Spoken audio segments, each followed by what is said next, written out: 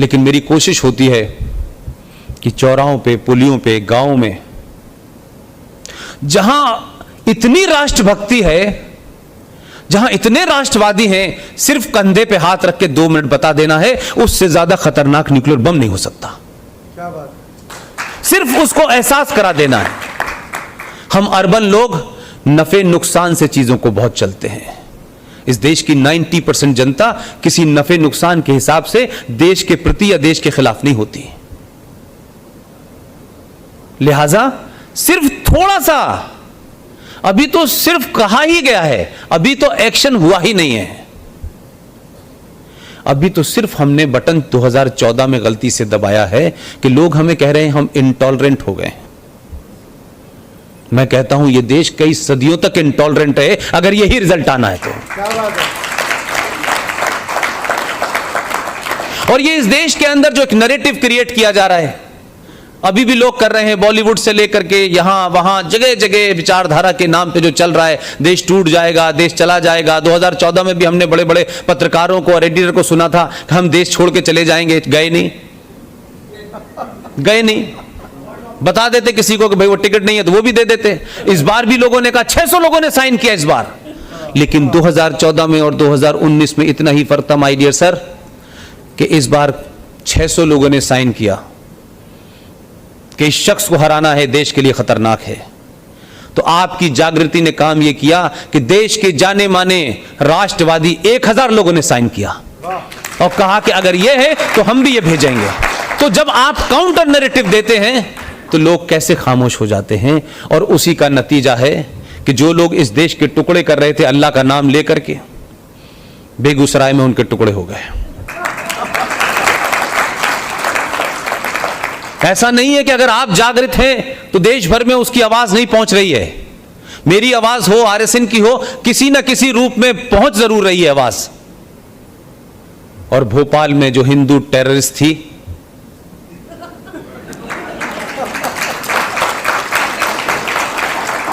उसे आप जैसे ये मानते हुए कि यह आतंकवादी है, आपने उसको अपने से दूर नहीं किया। और पहली बार आप जैसे समाज ने, क्योंकि हमारे समाज में अच्छा दिखने की बहुत बीमारी है। लोग क्या कहेंगे, लोग कुछ नहीं कहेंगे। जब आप कुछ करेंगे तो लोग कुछ कहेंगे। आप कुछ करिए तो आप कुछ करते ही नहीं हैं। लिहाजा ये हमारे घरों में भी बहुत है। ढंग से कपड़े पहन के जाओ, लोग क्या कहेंगे। अरे कपड़े पहन के जा रहे हैं, लोग क्या कहेंगे, कपड़े पहने हुए हैं तो लोग तो कुछ ना कुछ कहेंगे ना भाई। और किस पे लोग नहीं कहते, रामचंद्र जी पे भी लोग कह रहे हैं, सीता जी पे भी बात कर रहे हैं, तो हम क्या चीज हैं। तो हमको पॉलिटिकली करेक्ट नहीं देखना है भाई। हम बुरे आदमी हैं, सीधी बात करते हैं, आपको अच्छी लगती है ठीक है, नहीं अच्छी लगती है लेकिन हम करेंगे यही। हम आप अपनी आपकी वजह से अपने आप को नहीं बदलेंगे। आपको बदलना है तो बदल जाइए, क्योंकि आपके समाज ने 70 साल में यह एहसास करा दिया, आपके बापू ने एहसास करा दिया कि हम तुम्हें खुश करने के लिए कुछ भी करने के लिए तैयार हैं। यहां संघ के पुराने लोग मौजूद हैं। इन लोगों की सर्विसेज के बारे में मुझ जैसे आदमी से मैं कुछ कहने लायक नहीं हूं। मेरा कभी इन विचारों से वास्ता नहीं पड़ा। मैं जहां पैदा हुआ वहां 2-3 नाम से लोग डरते जरूर थे। वो कहते थे एक बलराज मधोक है, बड़ा खतरनाक है। जब मैं हाई स्कूल में पढ़ा करता था तो मैं डरता था, पता नहीं बलराज मधोक कौन आदमी है भाई जिससे ये लोग इतना डरते हैं, क्योंकि वहां सुबह से लेकर शाम तक बड़ी बड़ी तकरीरें होती थी। तो मैं आरएसएस नाम की फुल फॉर्म भी नहीं जानता था। तो दिल्ली में आया, अपने मित्रों से कहा यार आरएसएस का हेडक्वार्टर कहाँ है। ऐसे ही देखने जाता था कि यहाँ कहाँ खतरनाक लोग हैं। मुझे समझ नहीं आया कि मैं इनको खतरनाक कहाँ से देखना शुरू करूँ। पजामा पहने हुए हैं, चप्पल पहने हुए हैं, कोई कह रहा है ये 40 साल से ये केमिकल इंजीनियर थे, ये सब आईटी एक्सपर्ट थे, ये अब यहाँ झोला लेके खड़े हुए हैं।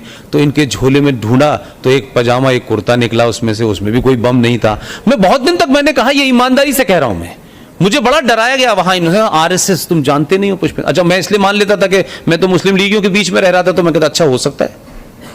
तो संघ के लोगों की एक लंबी लड़ाई है, उनका अपना एक तरीका है।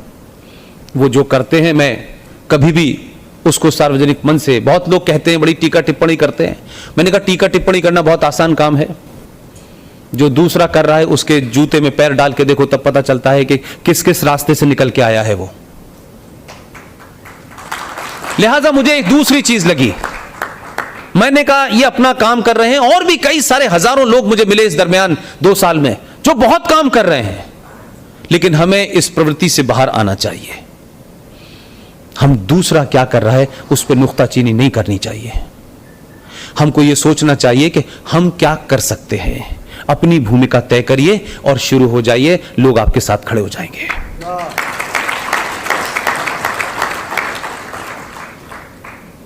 लिहाजा 2014 के बाद भारत में नहीं पूरी दुनिया में जो हालात हैं वो आप सबके सामने हैं। इस सरकार के सामने, नई सरकार के सामने कोई चुनौती नहीं है, कोई चुनौती नहीं है। मेरी सिर्फ आप सब लोगों से विनती है कि सरकार आ गई है इसलिए आप सो मत जाना।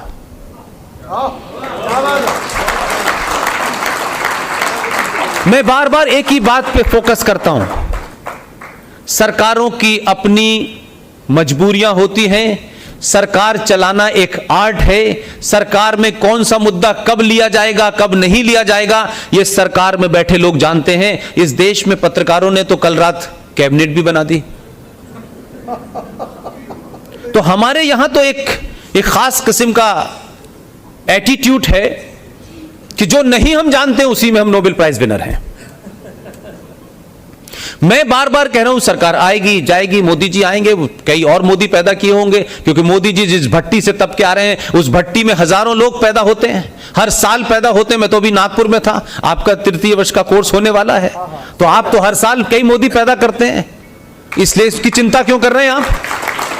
सरकार अगर आपकी आएगी तो ये नहीं होंगे तो दूसरे होंगे, लेकिन होगा वो, लेकिन वो होगा क्यों, मैं इस पे एम्फेसिस है मेरा। सरकार में कितने मोदी आएंगे, कितने अमित शाह आएंगे, इसकी चिंता मत कीजिए, समाज में कितने मोदी और अमित शाह बन जाएंगे ये मेरे लिए महत्वपूर्ण है। कि जो समस्या है उस समस्या को समस्या की तरह डील कीजिए। समस्या डील करते वक्त यह नहीं होगा कि आतंकवाद पे चर्चा होगी और हम कहेंगे इस्लामिक आतंकवाद के बारे में बात मत करो। अगर समस्या है और इस्लामिक आतंकवाद है और उसकी जड़ कहां है, तो जड़ अगर बालाकोट में है तो वहां भी जाना पड़ेगा। क्या कहने, वाह वाह वाह। और अगर जड़ देवबंद में है तो वहां भी देर सवेर जाना तो पड़ेगा आपको। वाह। अगर मालदा में है, अगर कैराना में है, अगर रामपुर में है और अलीगढ़ में है, तो सुशील पंडित की एक पूरी टीम ने मिलकर एक डॉक्यूमेंट तैयार किया है कि पिछले 30 साल में इस देश में 500 जगह डेमोग्राफी ऐसी चेंज हुई है कि वो अब कश्मीर बन चुके हैं। इसलिए मैंने कहा कि सरकारों का काम नहीं है, सरकार विदेश से कौन आएगा, क्या संधि होगी, ये होगा। जो समाज सोया हुआ होता है और जो ये कहता है कि यार मैं तो महफूज हूं, क्या फर्क पड़ता है, रामलाल जी का घर ही तो जला है, उन्हीं की बेटी को तो मारा है।